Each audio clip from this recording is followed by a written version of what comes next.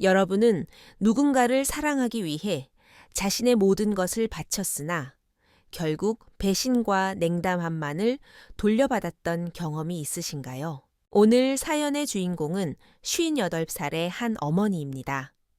그녀는 딸의 유학 꿈을 이뤄주기 위해 평생 모은 거금 3억 원을 선뜻 내놓았습니다. 하지만 출국한 지 반년도 차에 되지 않아 딸은 또다시 손을 벌리며 유럽 여행비로 1억 원을 요구했습니다. 어머니가 처음으로 독하게 마음먹고 이를 거절하자 딸은 돈 안 주면 귀국하지 않겠다는 말로 협박했고 그 한마디는 모녀 사이의 마지막 끈을 끊어놓았습니다. 그 후 이어진 2년의 침묵. 2년 뒤 딸이 귀국해 현관문 앞에 섰을 때 그녀는 충격적인 사실을 마주하게 됩니다. 익숙했던 그곳은 더 이상 그녀의 집이 아니었습니다.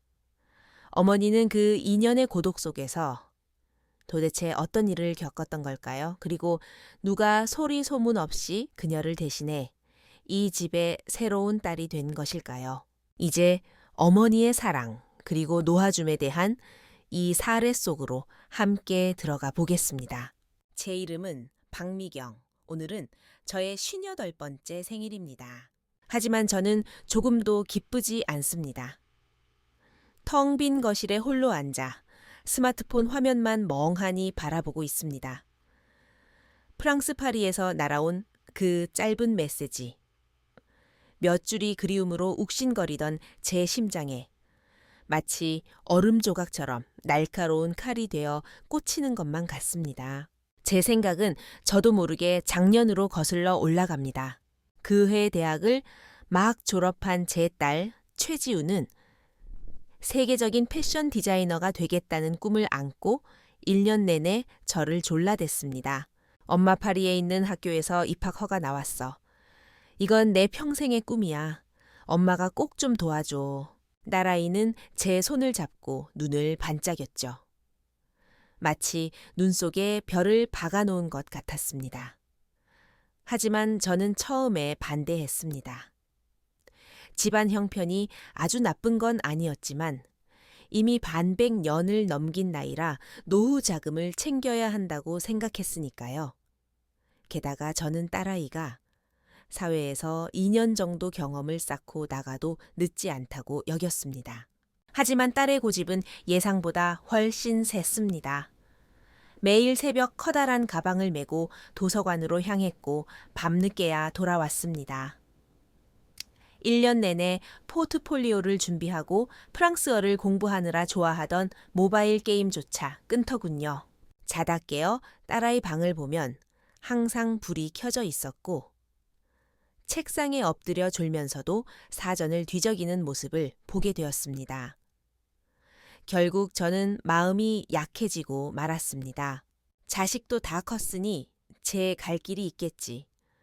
어미 된 도리로 내가 할 수 있는 건 가진 걸 다 털어서라도 꿈으로 가는 길을 닦아주는 것뿐이다. 저는 제 노후를 위해 모아두었던 적금 3억 원을 전부 깨서 딸아이의 비싼 학비와 파리에서의 초기 정착 비용으로 내주었습니다. 공항에서 딸을 배웅하던 날이 아직도 생생합니다. 지우는 저를 껴안으며 굳게 맹세했었죠. 엄마 걱정 마. 이 돈은 내 미래를 위한 투자야. 거기 가면 공부 진짜 열심히 할게.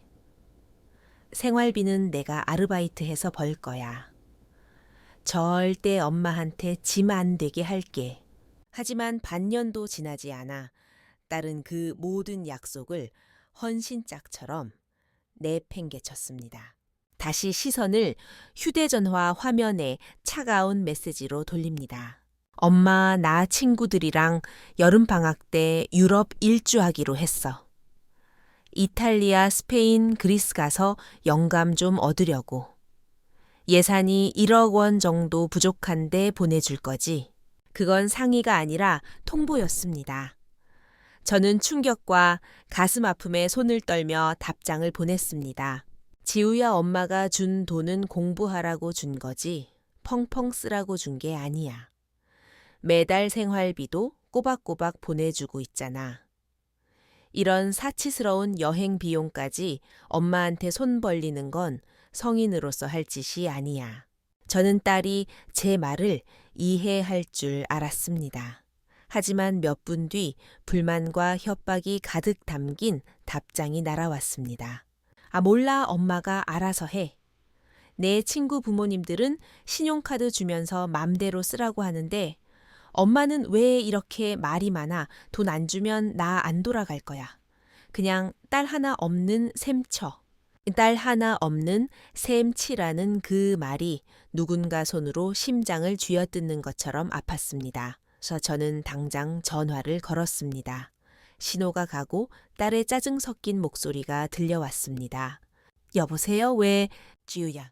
저는 솟구치는 눈물을 참으며 달래보려 했습니다. 네오 지금 엄마한테 태도가 그게 뭐니? 내 태도가 뭐 난 사실을 말한 것뿐이야. 딸의 목소리는 날카롭고 차가웠습니다. 아무튼 돈 줄 거야 말 거야 딱 말해. 안 줘. 저는 독하게 마음먹고 거절했습니다. 여하. 딸은 비웃듯 차갑게 웃었습니다. 엄마 진짜 독하네. 뚝하는 소리와 함께 전화가 끊겼습니다. 다시 걸었지만 받지 않았습니다. 메시지를 보내자 빨간색 느낌표가 뜨더군요. 그 밑에는 잔인한 문구가 적혀 있었습니다. 상대방이 귀하를 차단했습니다. 저는 차갑게 식어버린 휴대전화를 쥐고 소파에 멍하니 앉아 소리 없이 눈물을 흘렸습니다. 그날 밤 저는 뜬 눈으로 밤을 지새웠습니다. 눈만 감으면 딸 없는 셈치라는 지우의 차가운 목소리가 바늘처럼 심장을 찔러대서 견딜 수가 없었습니다. 하지만 거절해야만 한다는 걸 알았습니다. 3억 원을 이미 다 줬는데 밑 빠진 독에 물 붓기식으로 욕망을 채워준다면 다음번엔 1억 원이 아니라 더 큰 돈을 요구할 테니까요. 그건 자식을 사랑하는 게 아니라 벼랑 끝으로 미는 일이라 생각했습니다. 그날부터 지우는 정말로 말처럼 제 세상에서 증발해 버렸습니다. 꼬박 3달 동안 문자 한 통, 전화 한 통 없었습니다. 저는 엄청난 공포에 시달렸습니다. 내가 너무 심했나 타국에서 여자아이 혼자 무슨 일이라도 생기면 어쩌지? 악몽을 꾸다 깨는 밤이 허다했습니다. 딸이 거리를 떠돌며 노숙하는 꿈을 꾸고 나면 다시 잠들지 못해 천장만 바라보며 아침을 맞았습니다. 결국 자존심보다 자식을 걱정하는 어미의 본능이 이겼습니다. 저는 연락할 방법이 없어 딸과 함께 유학 간 친구 민지에게 연락했습니다. 민지야, 아줌마가 부탁 하나만 할게. 우리 지우 소식 좀 알 수 있을까? 조심스럽게 물었지만 민지는 흔쾌히 답해줬습니다. 그 후로 저는 며칠에 한 번씩 지우 잘 지내니? 라고 물었습니다. 하지만 민지의 답장은 매번 부드러운 칼이 되어 제 가슴을 더 깊이 후벼 봤습니다. 첫 번째 답장. 아줌마 걱정 마세요. 지우 잘 지내요. 며칠 전에 친구들이랑 스페인 이비자섬 다녀왔는데 엄청 재밌었대요. 얼굴도 많이 탔더라고요. 두 번째 답장. 아줌마 지우. 요즘 패션 파티 갈 드레스 고르느라 바빠요. 저랑 같이 명품 매장 몇 군데 돌았는데 아주 신났던데요. 세 번째 답장. 아줌마 지우. 남자친구 생긴 것 같아요. 프랑스 사람인데 엄청 잘생겼어요. 너무 걱정하지 마세요. 그 파편적인 소식들을 모아보니 잔인한 진실이 완성되었습니다.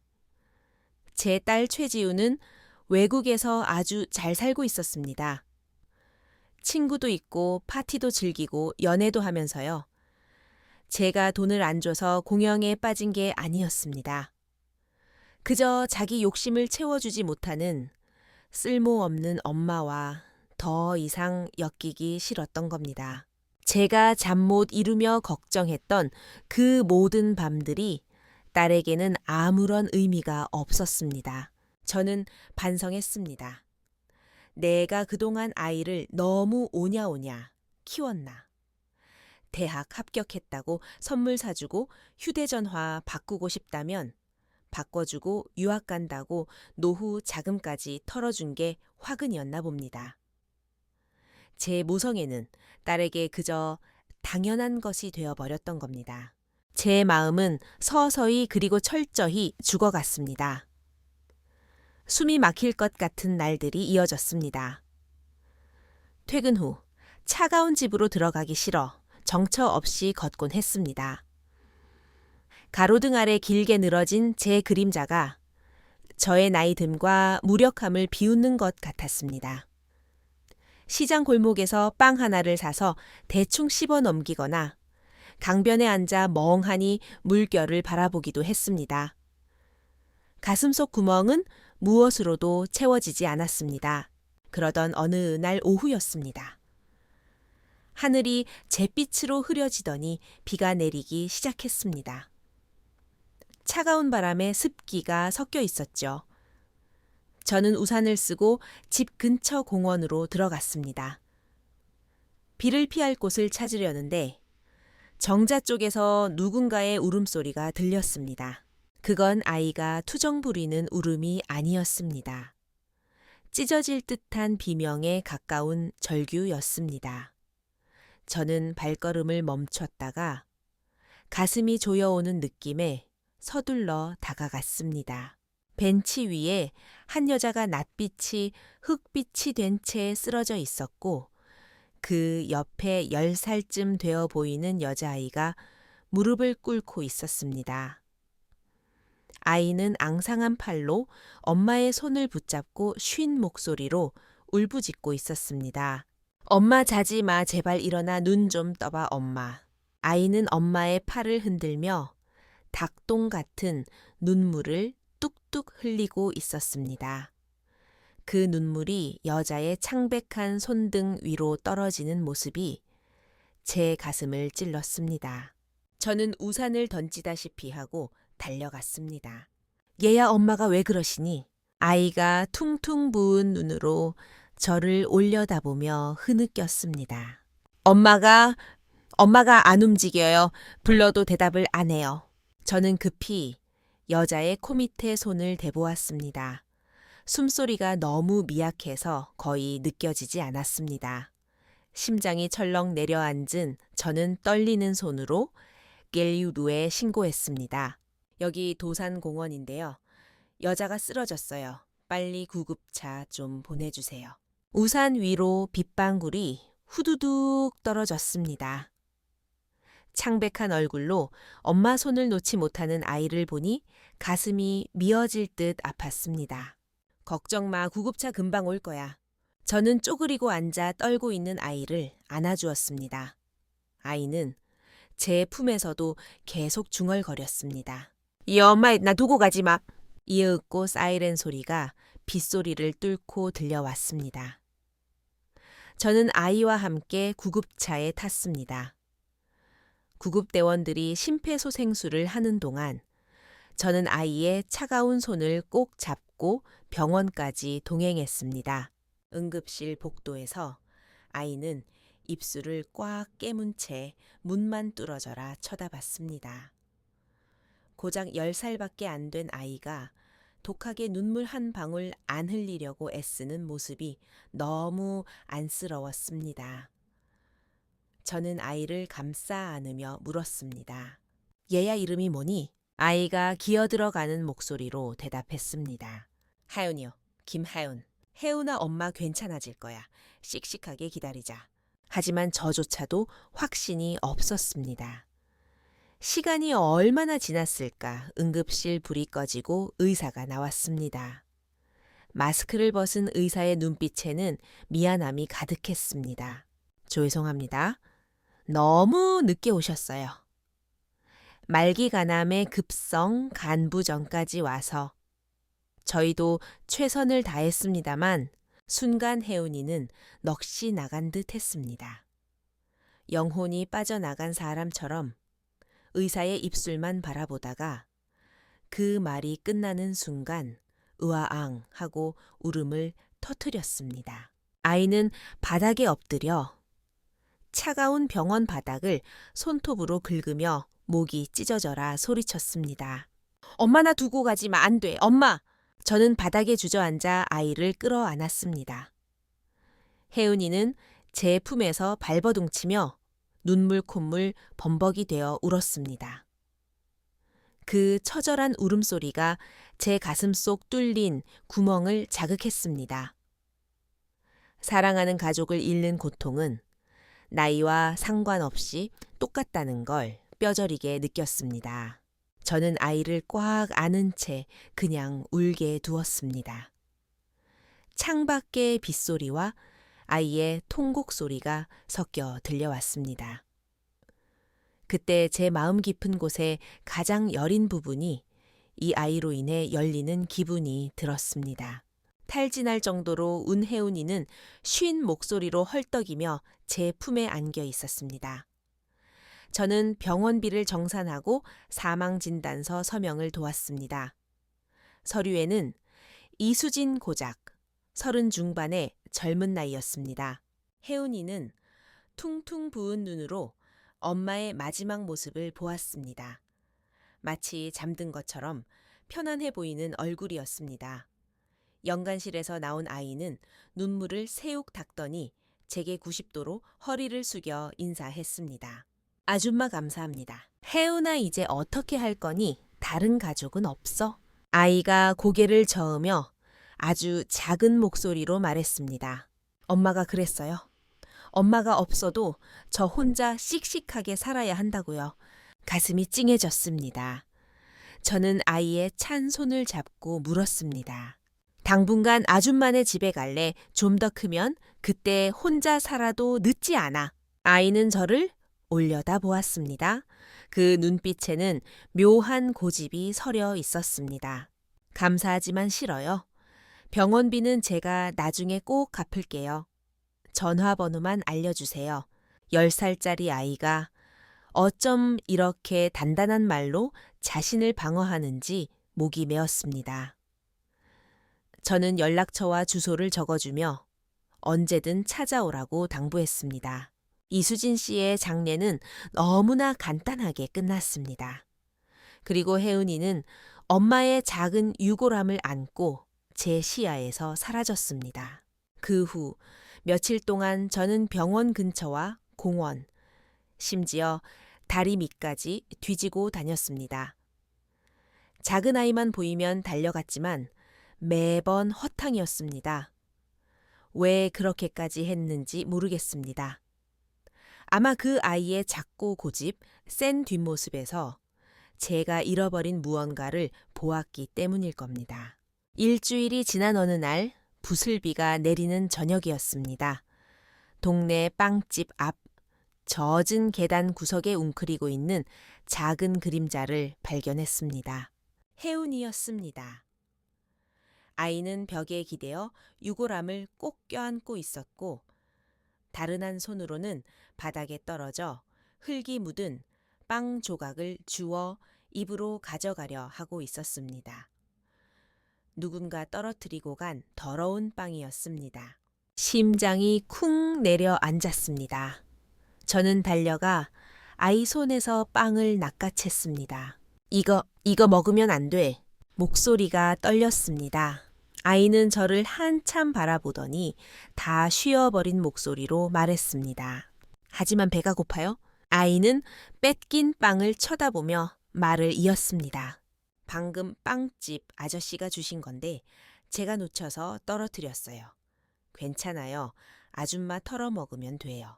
그 순간 저는 참았던 눈물을 터뜨리며 아이를 와락 껴안았습니다.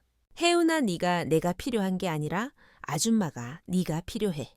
저는 흐느끼며 말했습니다. 아줌마 혼자 살기 너무 외로워서 그래. 우리 집에 가서 같이 살자. 응. 제 품에 안긴 아이의 몸이 뻣뻣하게 굳었다가 제 눈물을 보더니 천천히 작은 손을 들어 제 눈가를 닦아주었습니다. 아줌마 웃으면 되게 예쁠 것 같아요. 울지 마세요. 아주 작은 목소리였지만 가슴이 미어질 듯 다정한 위로였습니다. 저는 숨죽여 아이의 대답을 기다렸습니다. 이윽고 아이가 고개를 끄덕였습니다. 그 순간 제 가슴 속 구멍이 조금 메워지는 느낌이었습니다. 저는 아이의 손을 잡고 집으로 향했습니다. 비그친 밤거리 가로등 아래 어른과 아이의 그림자가 하나로 겹쳐졌습니다. 운명이 우리를 억지로 가족으로 묶어주는 것만 같았습니다. 현관문을 열자 익숙하지만 썰렁한 거실이 보였습니다. 지난 2년간 이 집은 그저 껍데기뿐이었습니다. 하지만 그날 밤은 달랐습니다. 들어와. 이제 여기가 네 집이야. 저는 신발장에서 가장 푹신한 슬리퍼를 꺼내 아이 발 앞에 놓아주었습니다. 혜은이는 유골함을 안고 쭈뼛거리며 서 있다가 조심스럽게 물었습니다. 아줌마 엄마는 어디에 모셔요? 저는 거실 한쪽 장식장 위에 깨끗한 흰 천을 깔고 자리를 마련해 주었습니다. 향을 피우자 아이가 무릎을 꿇고 두 손을 모았습니다. 이 엄마 나 집 찾았어. 안심해. 저는 눈물이 왈칵 쏟아질 뻔했습니다.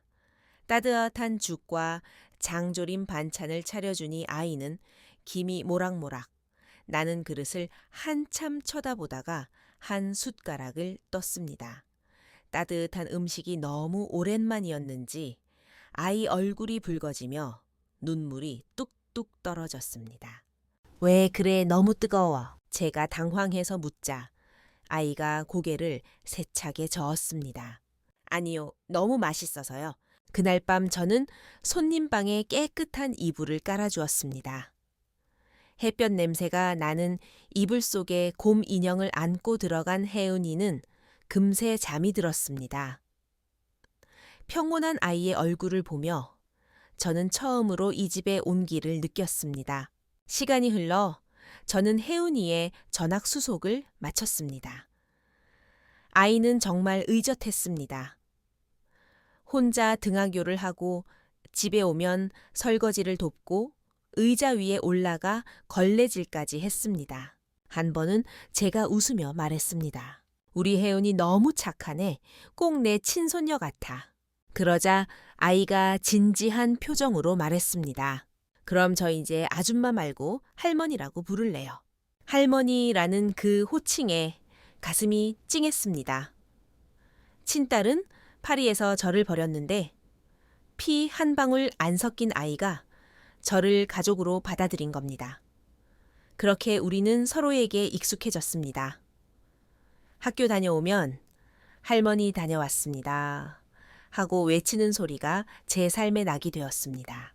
어느 정도 안정이 되자 혜은이는 저에게 그동안의 이야기를 털어놓았습니다. 아빠는 도박 중독자에 가정폭력을 일삼는 사람이었다고 했습니다.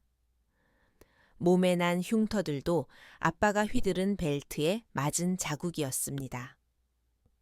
엄마는 늘 도망치고 싶어 했지만 몸이 아파서 그러지 못하다가 시한부 선고를 받고 나서야 마지막 힘을 짜내 딸을 데리고 그 지옥 같은 남쪽 시골집에서 서울로 도망쳐 왔다는 것입니다. 자신이 죽고 나면 딸을 지켜줄 사람이 없으니까요. 그 이야기를 들으며 저는 가슴이 찢어지는 것 같았습니다. 이 작은 아이가 겪은 고통이 어른보다 더 컸지만 아이는 강했고 감사할 줄 알았으며 타인을 배려할 줄 알았습니다. 저는 결심했습니다. 하늘이 나에게 보내준 이 아이에게 남은 생의 모든 사랑을 쏟아붓겠다고. 혜은이와 함께한 지 어느덧 2년 가까이 흘렀습니다. 그늘졌던 아이는 이제 까르르 웃을 줄 아는 밝은 아이가 되었습니다. 제 차가웠던 집은 다시 사람 사는 온기로 채워졌고 저는 더 이상 오지 않는 딸의 연락을 기다리지 않게 되었습니다. 그러던 어느 주말 오후였습니다. 제가 부엌에서 과일을 깎고 있고 혜은이는 거실에서 숙제하고 있을 때였습니다. 딩동, 초인종 소리에 손을 닦고 나가 문을 열었습니다. 그런데 문을 연 순간 저는 얼어붙고 말았습니다. 2년 동안 사라졌던 제 친딸 최지우였습니다. 기억 속에 화려하고 명품을 휘두르던 모습은 온데간데 없었습니다. 얼굴은 고생에 찌들어 있었고 입고 있는 트렌치 코트는 낡아서 솜에 끝이 해져 있었습니다. 외국 생활이 순탄치 않았음이 분명했습니다. 놀라움과 안쓰러움, 그리고 시간과 함께 굳어버린 낯선 거리감이 복잡하게 얽혔습니다. 이 엄마? 지우가 저를 보자마자 눈시울을 붉히며 다가오려 했습니다. 그때 안방에서 혜은이가 그림을 들고 뛰어나왔습니다. 할머니, 이거 보세요. 제가 우리 가족 그렸어요. 지우의 동작이 공중에서 멈췄습니다. 딸은 굳은 표정으로 저를 그리고 제게 할머니라고 부르는 낯선 아이를 번갈아 보았습니다. 눈빛에 저기가 서렸습니다. 얘는 누구야? 지우의 목소리는 차갑고 날카로웠습니다. 혜은이는 겁을 먹고 제 뒤로 숨어 옷자락을 잡았습니다. 저는 본능적으로 혜은이를 감싸며 단호하게 말했습니다. 내 딸이다. 지우의 눈이 커지더니 얼굴이 일그러졌습니다. 엄마 언제 또 밖에서 애를 데려왔어? 근본도 없는 애를. 내 딸이라니 진짜 딸은 나잖아. 지우의 말은 칼날 같았습니다. 혜은이가 움찔하며 고개를 숙였습니다. 저는 화가 치밀었지만 꾹 누르며 차갑게 대꾸했습니다. 2년 동안 연락 한 번 없던 딸, 엄마가 필요할 때 사라져버린 딸이 진짜 딸이니. 지우의 얼굴이 불그락푸르락해졌습니다. 지금 나 탓하는 거야. 처음에 돈 안 줘서 날 곤란하게 만든 게 누군데 내가 안 돌아온 건 다 엄마 때문이야. 엄마가 어떻게 그런 말을 해. 저는 기가 차서 가슴이 답답해졌습니다. 내 노후 자금 다 털어서 유학 보내줬더니 흥청망청 놀기만 하고 돈 안 준다고. 연 끊자고 협박한 게 너야. 지우야. 네가 밖에서 즐거웠던 그 모든 시간이 나한테는 지옥 같은 밤이었다는 거 아니. 지우는 잠시 멈칫하더니 곧 턱을 치켜들고 대들었습니다. 그래서 내 친구 부모들은 엄마보다 훨씬 잘해줘. 엄마는 나한테 빚진 거야? 2년 만의 재회가 고작 빚졌다는 타령이라니. 말문이 막혔습니다. 그때 혜은이가 조심스럽게 제 옷자락을 당기며 속삭였습니다. 할머니 화내지 마세요. 그 할머니 소리가 지우에게는 기름을 부은 격이었습니다. 지우는 혜은이를 삿대질하며 소리쳤습니다. 야, 내가 뭔데 할머니래 여긴 우리 엄마야 거지? 같은 게 어디서 굴러 들어와서 혜은이가 사색이 되어 눈물을 글썽겼습니다. 저는 아이를 꽉 끌어안고 차갑게 소리쳤습니다. 최지우 그만해 내 입으로 그랬지 딸 없는 셈 치라고. 지우는 입술을 떨며 눈동자를 굴리더니 이를 악물고 쏘아 붙였습니다. 좋아, 그럼 저 거지 같은 애 데리고 잘 살아봐. 지우는 화액 돌아서서 현관문을 쾅 닫고 나가버렸습니다. 그날 밤 저는 소파에 앉아 속이 뒤집어지는 고통을 참아냈습니다. 혜은이는 아무 말 없이 제 옆에 앉아 제 손을 잡아주었습니다. 아이의 손은 작았지만 따뜻했습니다. 며칠 뒤 전화가 왔습니다. 지우였습니다. 저는 망설이다 받았습니다. 여마. 딸의 목소리는 딱딱하고 명령조였습니다. 우리 집에 딸은 하나여야 해. 걔가 있으면 난 안 들어가. 아직 날 딸로 생각한다면 그 애 내쫓아. 저는 수화기를 쥔 손에 땀이 찼습니다. 너무나 당연하게 양자택일을 강요하는 태도에 마음 한구석이 완전히 무너져 내렸습니다. 저는 천천히 하지만 아주 차분하게 입을 열었습니다. 지우야, 엄마는 평생 너를 위해 선택하며 살았어. 하지만 이번엔 선택하고 싶지 않다. 우리 모녀의 인연은 여기까지인 것 같구나. 전화기 너머로 정적이 흘렀습니다. 이윽고 좋아 맘대로 해 하는 비명과 함께 전화가 끊겼습니다. 그렇게 20년 넘는 모녀의 전기 끝났다고 생각했습니다. 가슴에 찬 바람이 숭숭 들어오는 것 같았습니다. 그날 새벽 저는 낡은 지갑 속에 끼워둔 지우의 5살 때 사진을 꺼내 보았습니다. 앞니 빠진 채 환하게 웃던 아이.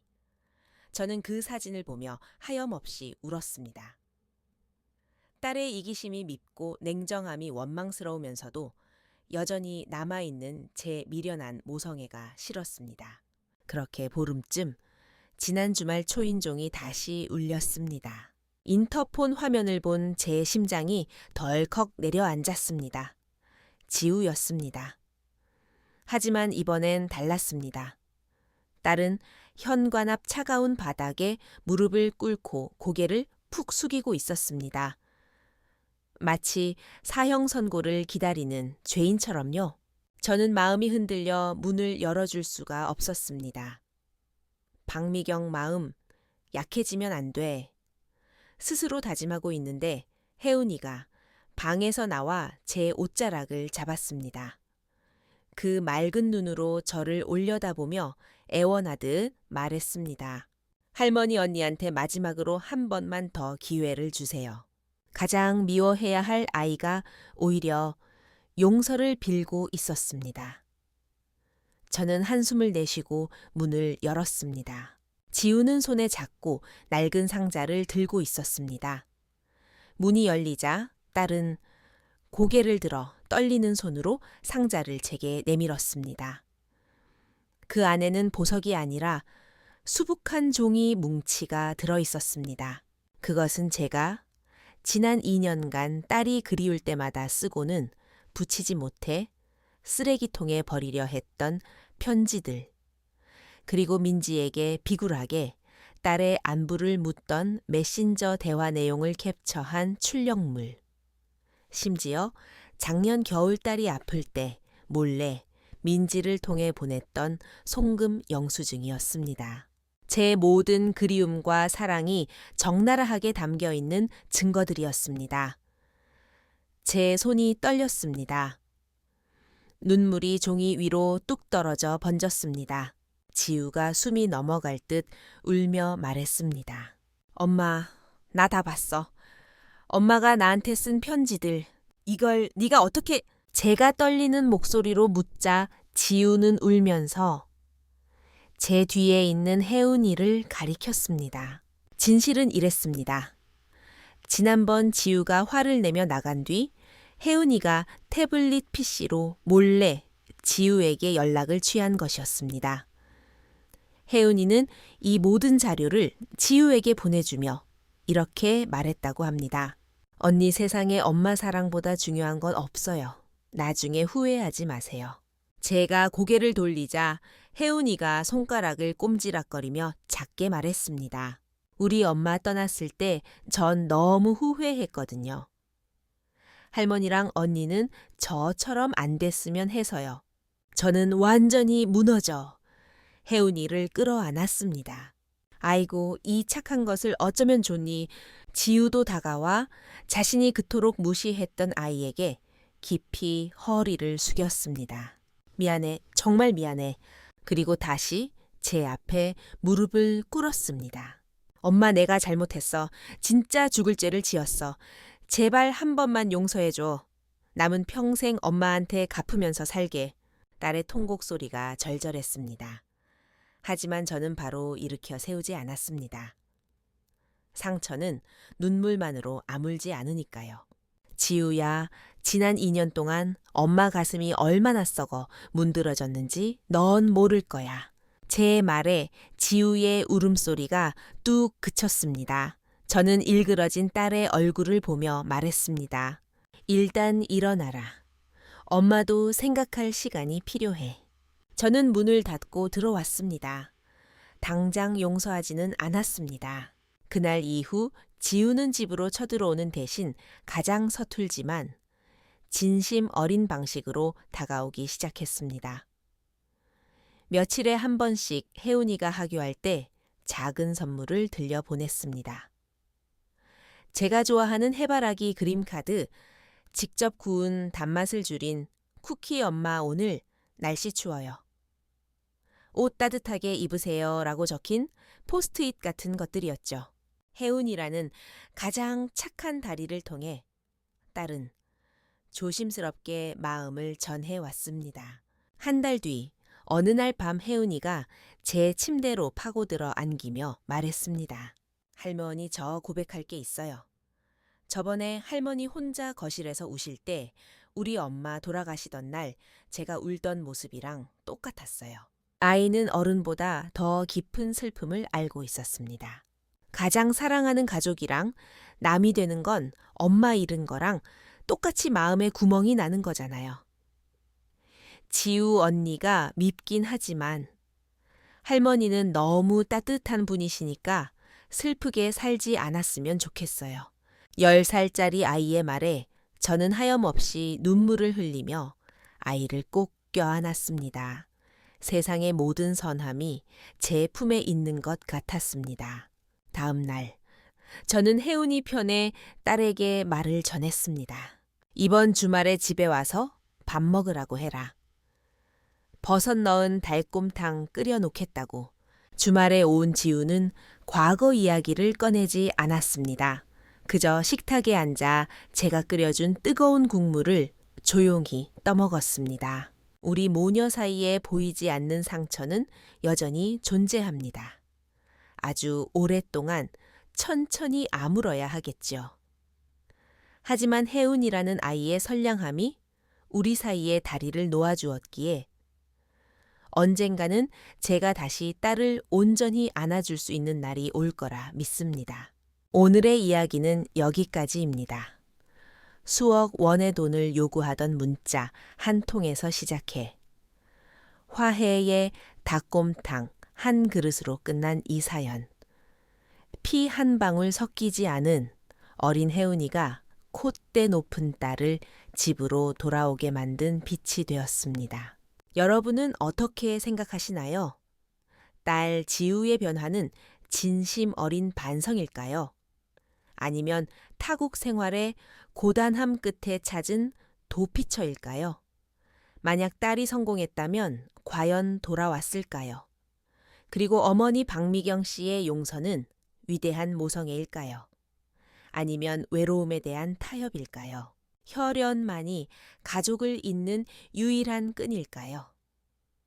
여러분의 삶에도 혜운이처럼 피는 섞이지 않았지만 가족 같은 따뜻함을 준 사람이 있었나요? 여러분의 소중한 생각과 경험을 댓글로 남겨주세요. 서로의 이야기를 통해 우리는 더 많이 배우고 성장할 수 있습니다. 오늘 이야기가 마음의 울림을 주었다면 구독과 알림 설정 부탁드립니다. 더 진솔하고 감동적인 인생 이야기로 다시 찾아뵙겠습니다. 가족이나 친구에게 이 영상을 공유해 주세요. 여러분의 작은 공유가 어쩌면 상처 입은 어느 가정의 치유의 희망이 될지도 모릅니다. 지금까지 시청해 주셔서 감사합니다. 댓글 창에서 뵙겠습니다.